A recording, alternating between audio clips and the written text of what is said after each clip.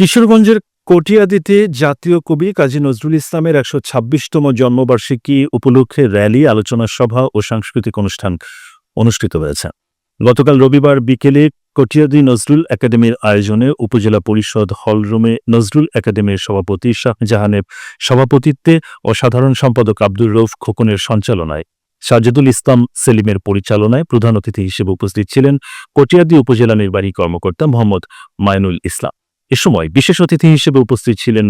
কিশোরগঞ্জ ২ আসনের মনোনয়ন প্রত্যাশী কটিয়াদী উপজেলা বিএনপির সভাপতি ও কটিয়াদী পৌরসভার সাবেক মেয়র আলহাজ তোফাজ্জল হোসেন খান দিলীপ, উপজেলা বিএনপির সাংগঠনিক সম্পাদক খলিলুর রহমান, যুগ্ম সম্পাদক শফিকুল ইসলাম ফুলু, কটিয়াদী সরকারি উচ্চ বিদ্যালয়ের প্রধান শিক্ষক বদিউল আলম মাহফুজ, ডাক্তার আব্দুল মান্নান মহিলা কলেজের অধ্যক্ষ সিদ্দিকুর রহমান সহ উপজেলার বিভিন্ন দপ্তরে কর্মরত কর্মকর্তা কর্মচারী, সাংবাদিক বৃন্দ, নজরুল একাডেমির সদস্যবৃন্দ ও নজরুল ভক্তগণ উপস্থিত ছিলেন।